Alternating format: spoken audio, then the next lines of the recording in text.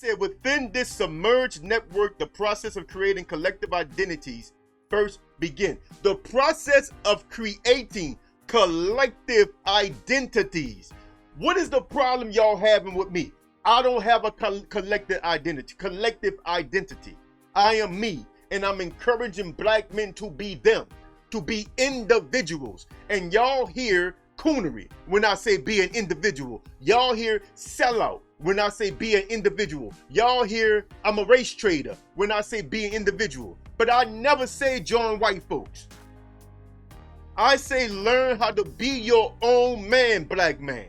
And for some reason, that message is a direct threat to pro-blackness, because the pro-blackness begin in college, and it is a subsidiary of white supremacy. Y'all gonna be mad at me for after this one for real. Y'all thought y'all was mad before. Y'all ain't heard shit yet. Y'all gonna be mad at this one. Everything I'm about to say, you already know it to be true. You are a slave. You are a slave to money, to social economics, to status, to politics, to ideology.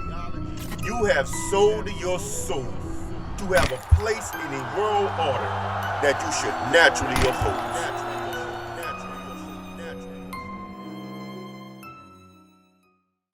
Whoa now, whoa now, whoa now. Welcome back to the Black Alpha, your boy, Brother Kush. Look, man, before I get started, I want to thank everybody that commented on my last video about Dr. Umar Johnson and Dr. Orion Taraban. I know we had some spirited debates in the comment section, but a lot of you guys were actually polite, even in your disagreement. And for that, I really want to give you a lot of credit. Brother Louville, I hope I pronounced that right, who I'm going to have on the show soon. Real spirited debate, you know, but it was about Kevin Samuels. But still, I'd like to thank you for the way you handle yourself and conducted yourself in the spirit of disagreement, right? Brother Keith David, spirited debate. You know, Sister Patricia Taylor came at me real hard, you know, but respectful in her own way, you know what I'm saying? The brother who called himself Guess Who came at me real hard, but again, respectful in his own way. Michael Riggins, Pierre Yang, Calvin Dinsmore. Calvin Dinsmore actually agreed with me. Crazy K didn't agree with me. He came at me hard. In fact, Crazy K, part of what I'm doing today is based off of something you said in your comment. To everyone else that I missed, anybody else I didn't name, you know what I'm saying, that whether you agree with me or disagree with me, I'd like to thank you for the comments, because, you know, your comments become content. You see, my philosophy is eclectic. It's built upon drawing real life experiences and understanding from everywhere. In other words, not only is my philosophies are eclectic in the way they're combined, right? But I'm more of a synergistic type of person, right?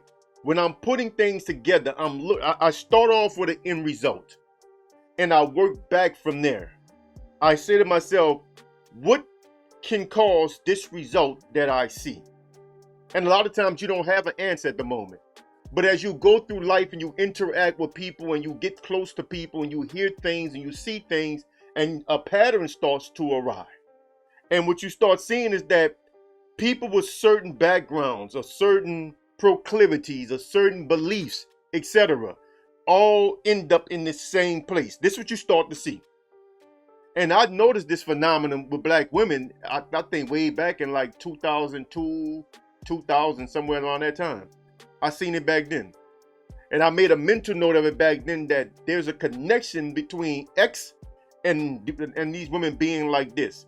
Even with the black men back then, there's a connection between Y and Z and why these men are like this, or why these men end up here. So I started seeing the connections way back then.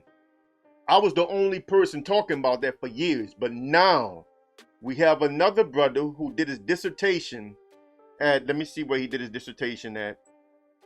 I'm gonna let y'all see this too, because I want y'all to see everything I'm showing you, because I'm not making nothing up.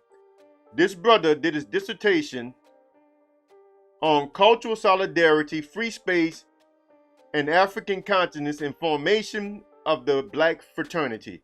A dissertation submitted to Temple University Graduate Board in partial fulfillment of the requirements for the degree of Doctor of Philosophy by Ali D. Chambers. Ali D. Chambers. And you see this, he did this in 2011. So I'm not making this up, but I'm not going to read the dissertation to you, of course.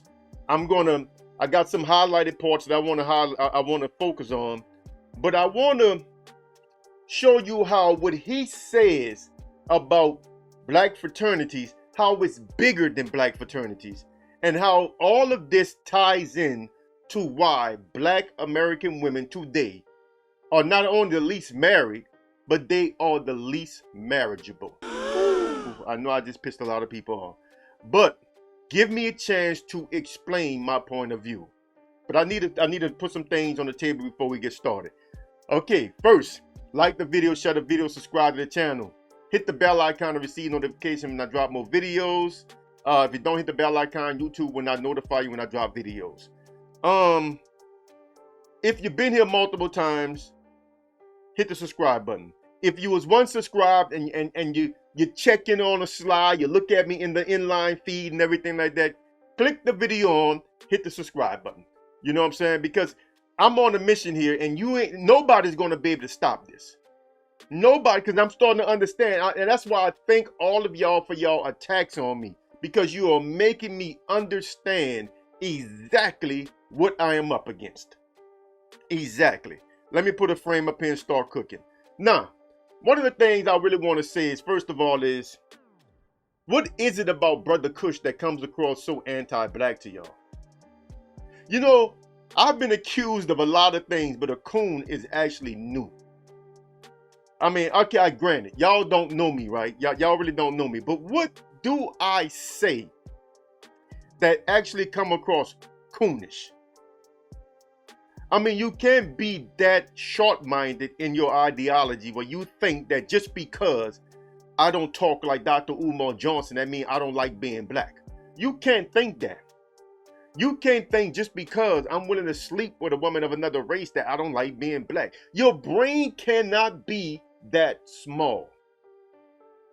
And as I told one brother, I'm not going to get dragged into these types of pointless debates, because if that's how you want to see me, I can't do nothing about that.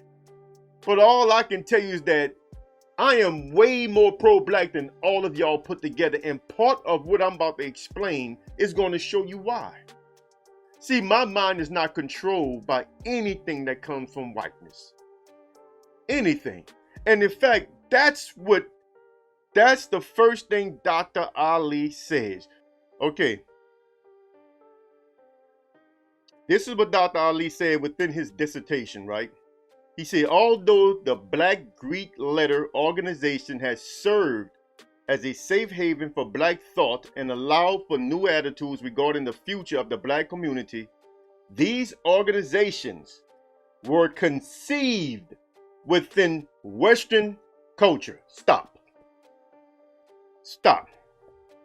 Think about that.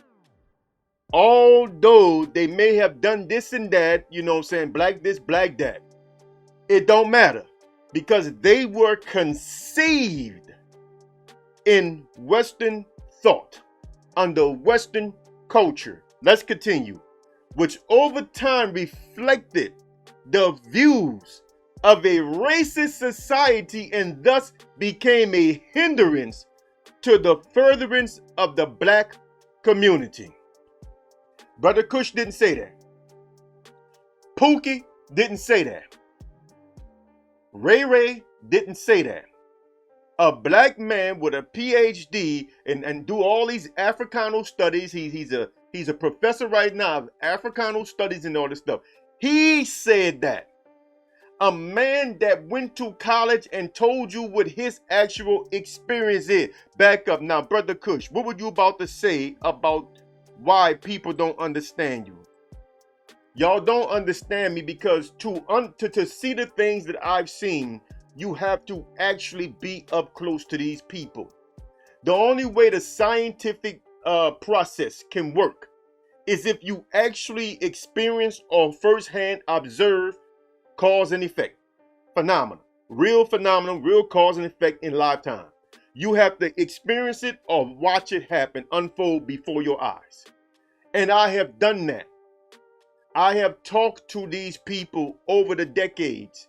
I have been around these people over the decades. I have been friends with these people over the decades. I know what I'm talking about because I know them. I know how they are and I know what made them the way they are. I am not tripping. You don't understand what I'm saying because you lack the fundamental scientific procedural experience or procedural requirements to know what I know. You can't reach the same conclusions I can reach because you simply have not seen what I've seen, done what I've done, been where I've been, so forth and so on. You haven't done it. So what does all this have to do with why black women are the least married? When I said in the other video that black women are the most invested in this system, that's why they least married. I know that kind of, you'd be like, what's this? What are he talking about? What does he mean by that? Well, what I mean by that is exactly what Dr. Ali is saying. This is y'all do. He is one of y'all. And from his personal experience and observation, he said, in this respect, the Greek letter organization became a cultural incubator, which mirrored the white community's preoccupations, prejudices, and desires. Which mirrored the white community's preoccupations, prejudices, and desires. Is this not what I have been saying? This is the baddest channel on YouTube. I'm telling you, y'all can't stop this. All of y'all that attack me is fine. Because the more you attack me, the more I see where you need help, and I'll try to help. I may not be able to help you per se, but I can help somebody who thinks like you that's not that deeply entrenched in it. Because he's telling you what's wrong, where these thought patterns come from. Why y'all think so much like white folks. He's telling you that all of this Afro-colonial stuff, it starts under the Western thoughts. It starts under Western beliefs, under Western control. That's where it comes from. You can't be pro-black coming from there. I'm sorry. This is why y'all don't bother me, bro. This is why y'all can call me coons and raccoons and this coon and that coon. It don't matter.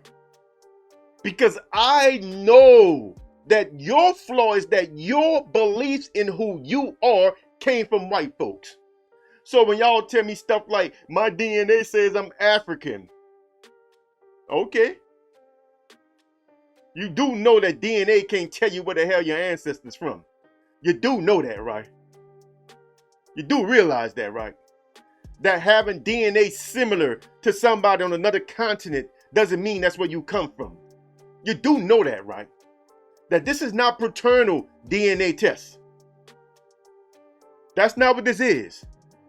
But anyway, the point is, when you tell me stuff like that, you are letting me know where your thought pattern come in. But let me finish the last part of what Dr. Chambers said. Dr. Ali, I'm going to call him Brother Ali. What Brother Ali said. Dr. Chambers, Brother Ali is the same person. So if I say interchangeable, you know I'm talking about the same person. As a result of this, we right here. Look, we right there. Right here. Right here. This is where we at. As a result of this, the Black Greek letter organization became the oppressive organization that was used to suppress African characteristics.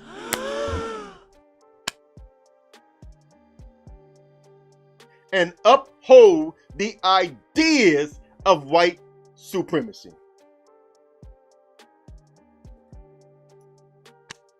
I didn't say that. So are y'all gonna come call me a raccoon today?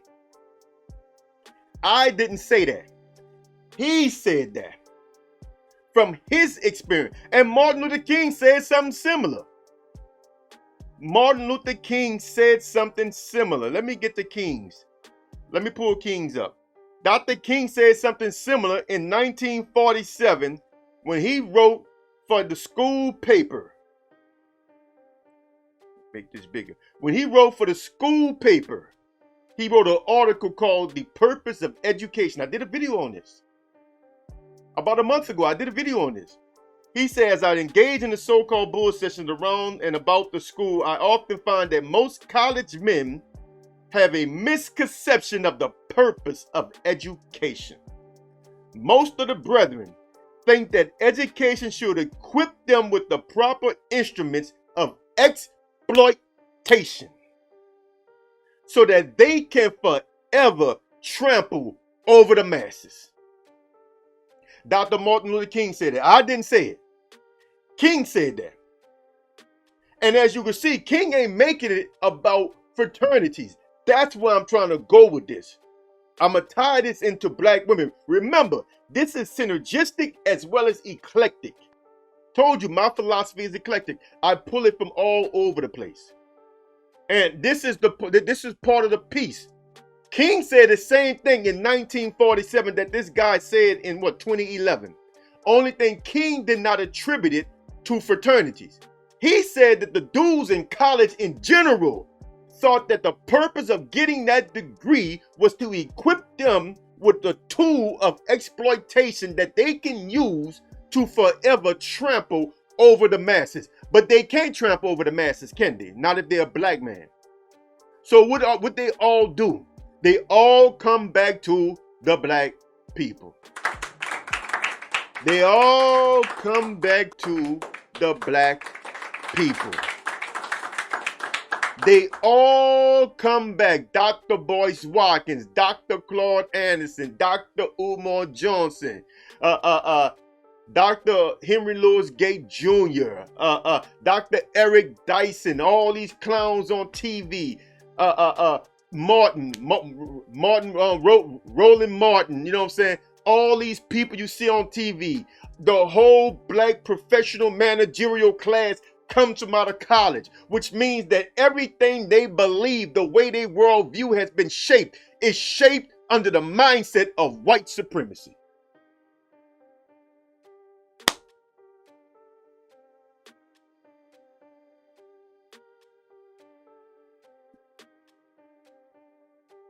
What does this have to do with black women, Kush?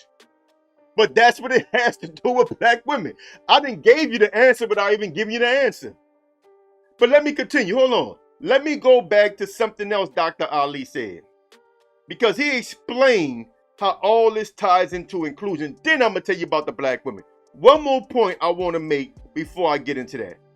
Let's look at this point that Dr. Ali said. Let me make sure I get this off my big ass head. Right there. Okay. Somewhere in here, let's just start from the top of the paragraph. He said, within this submerged network, the process of creating collective identities first begins. The process of creating collective identities. What is the problem y'all having with me? I don't have a collective identity. I am me, and I'm encouraging black men to be them, to be individuals. And y'all hear coonery when I say be an individual. Y'all hear sellout when I say be an individual. Y'all hear I'm a race trader when I say be an individual. But I never say join white folks. I say learn how to be your own man, black man. And for some reason, that message is a direct threat to pro-blackness because the pro-blackness begin in college and it is a subsidiary of white supremacy. Woo. Y'all gonna be mad at me for after this one for real. Y'all thought y'all was mad before. Y'all ain't heard shit yet. Y'all gonna be mad at this one. So he said the collective identity comes to exist as a result of the internal and external stress. Stress, the pressure that white society put on us as black people. The internal, the pressure that you're putting on yourself as a black person and the pressure that society is putting on us creates, wait, I want to make sure I get this right. Stress exerted upon the community comes to exist and act as a part of the movement culture. The movement culture, the activist culture, that this culture is only a part of this system. This is why Black Lives Matter was a joke from the very beginning, why I didn't care about it. This is why I don't protest or picket or none of that stuff. Oh man, you don't care about black people issues. I care deeply about my brothers and sisters and the issues that we face. But protesting and begging and pleading, that don't solve anything. That is a movement culture. It's not a movement intended to bring about change. It is a cultural thing that's created within the system of white supremacy to make it seem as though we're doing something while actually doing nothing. Let me continue. This social process, which creates the collective identity, is tied to the everyday routines of everyday life. So now, it's all one now. It's eclectic. It's all one. No, synergistic. That's the word. Correct me when I say dumb shit like that. It's synergistic.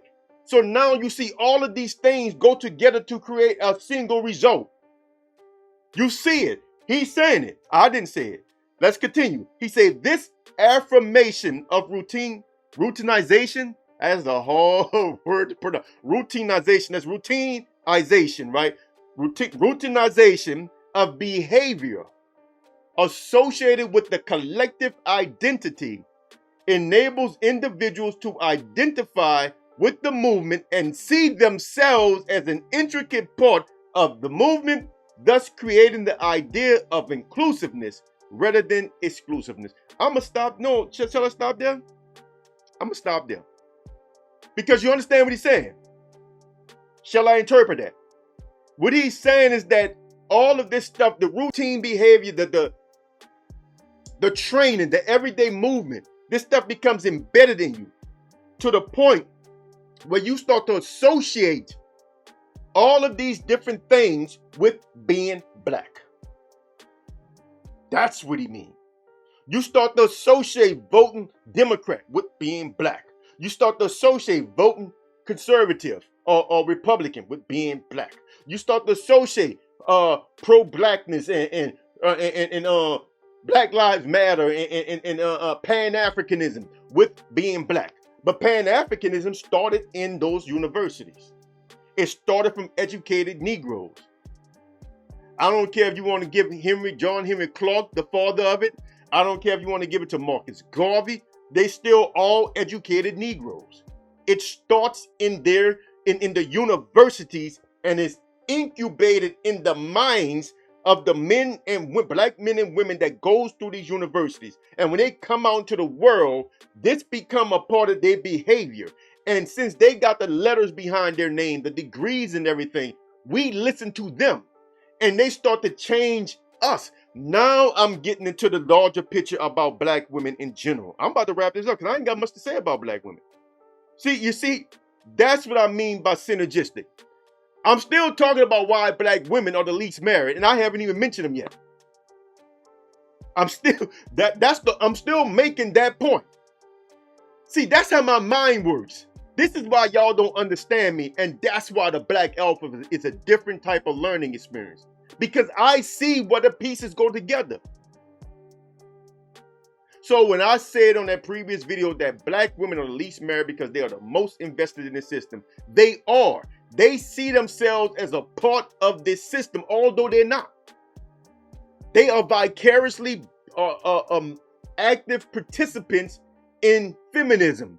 They are active participants in liberalism in their minds, but they are not. So the way they think, the way they move, the way they vote is all based on that. But here's the main problem that Dr. Ali pointed out in the very beginning. I'm going to go back to it so you can see it one more again.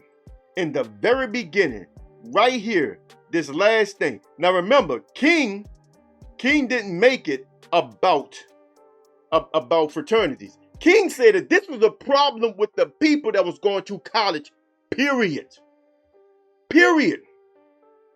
That this is a problem with with these blacks that are in the university.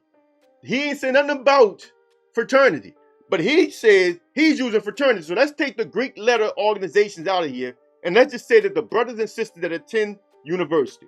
Let's start there. As a result of this, the brothers and sisters that attend university became an oppressive organization that was used to suppress African characteristics. This is why y'all don't like Pookie. Anybody that acts other than a stuck-up ass white boy or wearing some damn dashiki, to y'all he's a sellout.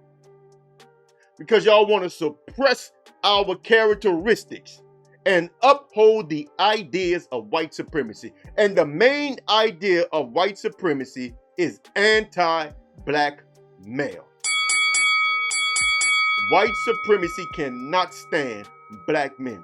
And this is why black men don't get along with black men.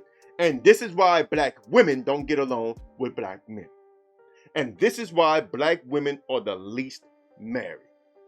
Because for all the sisters that have gone through university or have adopted vicariously the mindset of the university, the university mindset, they automatically start to have this predisposition, this adversarial type predisposition towards black men, because that is how our society in general is. It has a very adversarial predisposition towards black men. So when black women adopt these characteristics and philosophies, even though they're doing it through so-called Pan-Africanism and blackness or liberalism and feminism, it don't matter. It is all conceived under Western thought. It is all conceived under Western philosophy. Therefore, philosophically speaking, black women have a problem with black men. And this is why we don't get along. As long as that exists, we're going to have a problem with sisters. And sisters are the most educated, huh? Don't they brag about that? Black women are the most educated in the country. Don't they brag on that? So this is the problem you have. Because even for the ones that didn't finish school, you got buku of them that went to school. And even for the ones that didn't go to school, they wish they had gone to school, and they have adopted the characteristics and mindsets of the kind of women that did go to school. So you have a cultural problem. A cultural problem, black man, when it comes to dealing with black women. Now, Brother Kush still have not told black men to go get a white girl. See? But that's what y'all hearing. I'm letting brothers know the problems you face with dealing exclusively with your sisters. I'm not saying you don't have to do it. I'm telling you what it's going to be. And I'm telling my advice is, you might not want to put up with that. Because as Brother Crazy K, I believe it was him who's made a comment that said that we should not deal with an open enemy. And as I comment, and my response to him was, surely you cannot look at the general attitudes and actions of black women towards black men and call that friendly. It can't be described as anything except adversarial. And I'm not taking a jab at the sisters that support this channel. I know I got women that subscribe. Look, sisters, this is not about y'all. You know what I'm saying? It's just true. You can't describe it as nothing but adversarial. The worst interactions with females I have had have all been with black women. So, I mean, hey, I didn't say these things. Dr. King did, and Dr. Chambers did, Brother Ali. They said this. I'm telling you, it coincides with the things that I've been able to observe personally. So I know that they are not lying. So you tell me, Mr. Pan-African. You tell me, Miss Pan-African. Is Brother Kush the coon? Am I still a coon? Look, it is what it is. This is why black women are least married.